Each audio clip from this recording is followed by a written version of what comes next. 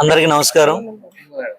చాలా దురదృష్టకరం ఈరోజు మరి రాష్ట్ర వ్యాప్తంగా దగ్గర ఒక 50,000 నుంచి 1,00,000 మంది ఏదైతే జీవనోపాధి ఉందో డాక్యుమెంట్ రైటర్స్ అనగా లేఖర్లు ఈ రాష్ట్రంలో 298 సబ్ రిజిస్టర్ కానీ రిజిస్టర్ కార్యాలయాలు ఉన్నాయి. ఒక్కొక్క రిజిస్టర్ కార్యాలయం నుంచి కూడా ఒక 30 మందో 40 మందో 50 మందో విజయవాడ వైజాగ్ అలాంటి చోట 100-200 మంది లేఖర్లు కూడా ఉంటారు. ఒక్కొక్క లేఖర్ దగ్గర ఒక 4-5 కొన్ని చోట్ల 10 మంది కూడా జీవనం సాగించే పరిస్థితి. ఉదాహరణ మన పెడనే తీసుకుంటే కనుక దాదాపు ఇక్కడ ఒక 40 నుంచి 50 మంది లేఖర్లు, వాళ్ళ దగ్గర ఒక 100-150 మంది అంటే కంప్యూటర్ ఆపరేటర్లు కానీ అసిస్టెంట్ హెల్పర్స్ గా ఉండేటువంటి లేఖర్లు కానీ ఇలాగ చాలా మంది ఉంటారు. దగ్గర ఒక 50,000 నుంచి 1,00,000 మంది లేఖర్లు జీవనోపాధిని దెబ్బతీయడం అంటే చాలా దురదృష్టకరం. ఇదేం చిన్న విషయం కాదు. చంద్రబాబు నాయుడు గారు కానీ కూటమి ప్రభుత్వం కానీ ఎన్నో మాయమాటలు చెప్పి అధికారంలోకి వచ్చి మేము సంపద సృష్టిస్తాము, అలాగే ఉద్యోగం లేని వాళ్ళందరికీ కూడా జీవనోభృతి ఇస్తాము అని చెప్పినటువంటివి ముఖ్యమంత్రి చంద్రబాబు నాయుడు గారు ఈవేళ కనీసం నువ్వు కొత్త ఉద్యోగం మిమ్మల్ని వీళ్ళు అడగట్లా. ఈ లేఖర్లు డాక్యుమెంట్ రైటర్లు మిమ్మల్ని కొత్త ఉద్యోగం మిమ్మల్ని అడగట్లేదు, డబ్బులు ఏమి అడగట్లా. వాళ్ళ బతుకు వాళ్ళ సెల్ఫ్ ఎంప్లాయ్మెంట్ ఇదే మేమిచ్చిందో మీరిచ్చిందో కాదు. ఇది వాళ్ళ తాతలు తండ్రుల దగ్గర నుంచి. ఉదాహరణ కరణం గారు ఉన్నారు, దాదాపుగా 50 సంవత్సరాల అనుభవం ఆయనకి. 50 సంవత్సరాలు, ఈ 50 సంవత్సరాల నుంచి కూడా ఇదే జీవనంగా ఆయన జీవనభృతిగా సాగిస్తూ ఉన్నారు. అట్లాగే ఇటు పక్కన రామ్మోహన్ గారు, అట్లాగే పెద్దలు అందరూ మన నేత్రానందం గారు కానీ, శ్యామలరావు గారు, వెంకటేశ్వరరావు గారు, అట్లా చాలా మంది అందరూ కూడా వీరందరూ కూడా ఇవాళ రోడ్డును పడే పరిస్థితి అంటే పోషించే పరిస్థితి కాదు. వాళ్ళ కుటుంబాన్ని వాళ్ళు పోషించుకుని వాళ్ళ వృత్తి వాళ్ళు సాగించే పరిస్థితిలో రాష్ట్ర వ్యాప్తంగా ఉన్న లేఖర్లందరినీ మీరు రోడ్డు మీద పడేశారు.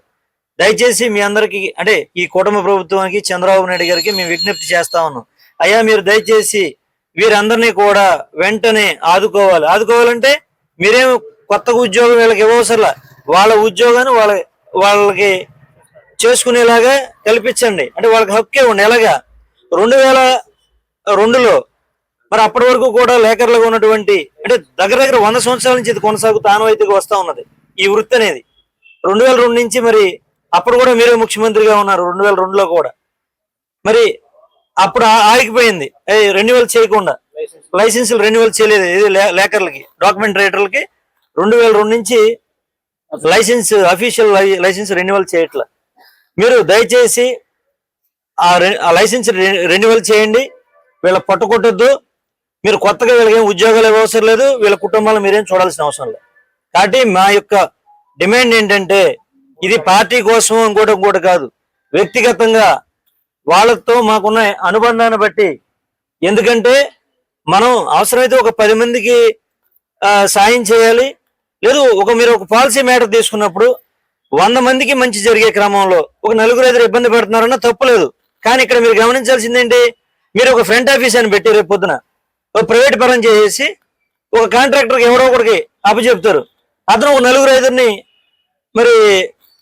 అవుట్ సోర్సింగ్ గానో లేకపోతే ప్రైవేట్ గానో ఒక 10,000, 15,000, 20,000 ఇచ్చి ఒక 4-5ని జీవన వృత్తి ఇస్తారు. 150 మంది బతికే పెడన రిజిస్టర్ కార్యాలయం ఎక్కడ? ఒక 5గురితో పనిచేస్తే అంటే 5గురు కోసం నువ్వు 150 మందిని బలి చేస్తావా నేను అడుగుతున్నా. ఉదాహరణకి ఒక పెడనకి.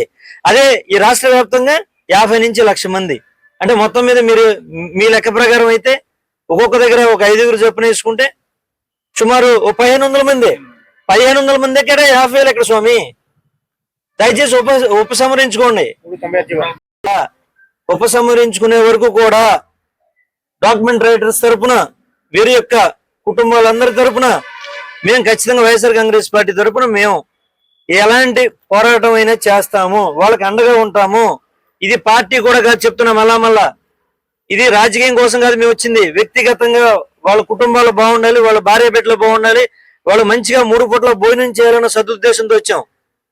అవసరమైతే వాళ్ళకి ఈ 10 రోజుల్లో ఇంకా ఏదైనా పెద్ద ఎత్తున ఉద్యమం చేయాలనుకుంటే కనుక ఖచ్చితంగా మేము ముందుండి మీ అందరికీ కూడా మేము ముందు నుండి ప్రభుత్వం కళ్ళు తెరిచే వరకు, ప్రభుత్వం దిగొచ్చే వరకు మీకు అండగా ఉంటామని చెప్పేసి అని, మీరు ప్రైవేట్ పరం చేయొద్దు, ఉన్న ఉద్యోగాలను కాపాడాలని, అలాగే లైసెన్సులను రెన్యువల్ చేయాలని, అలాగే 396 జీవోని రద్దు చేయాలని ఖచ్చితంగా గట్టిగా డిమాండ్ చేస్తా ఉన్నాం. అవసరమైతే మా నాయకుడు జగన్మోహన్ రెడ్డి గారి దృష్టి కూడా తీసుకెళ్లి ఇది అవసరమైతే రాష్ట్ర వ్యాప్త ఉద్యమానికి కూడా మేము ఆయనతో కూడా ముందుకు తీసుకొచ్చేలాగా మేము మా వంతు మేము సహకారం అందిస్తామని చెప్పేసి అని, మరి రాబోయే రోజులు ఈ 10 రోజుల్లో అనగా మీరు గట్టిగా చేయండి.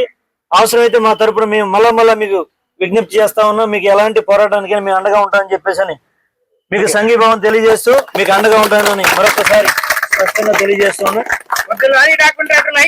నమస్కారం.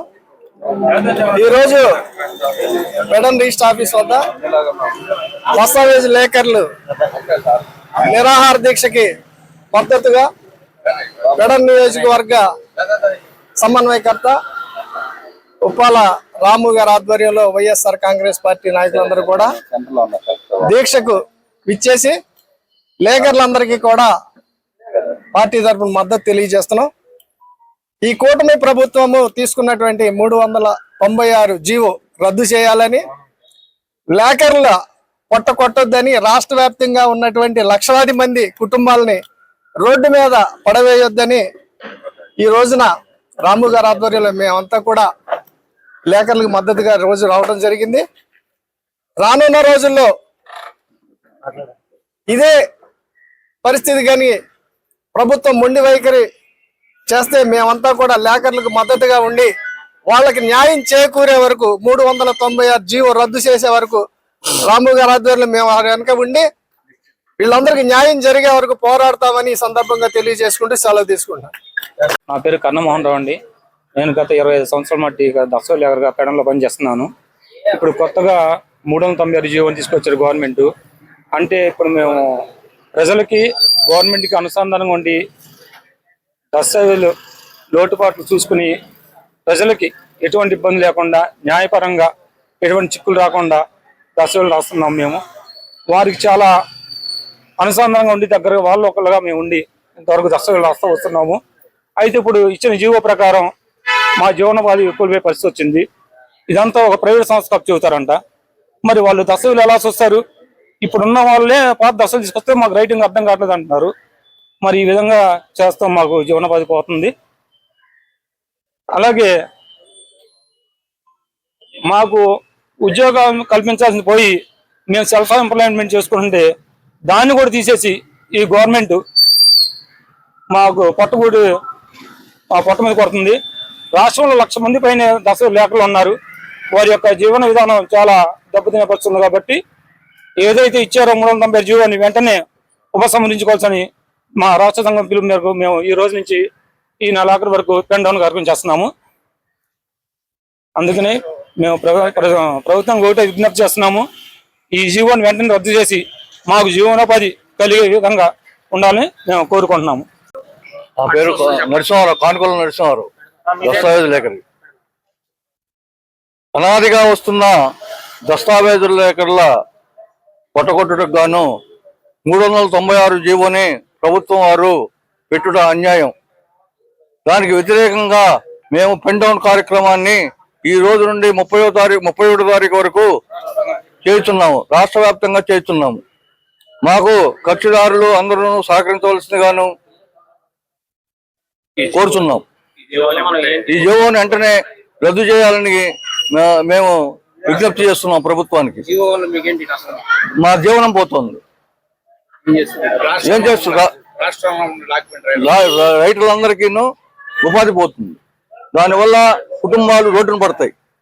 కాబట్టి 396 జీవోని రద్దు చేసి మాకు న్యాయం చేయాల్సిందిగా ప్రభుత్వాన్ని కూడా కోరుతున్నాం.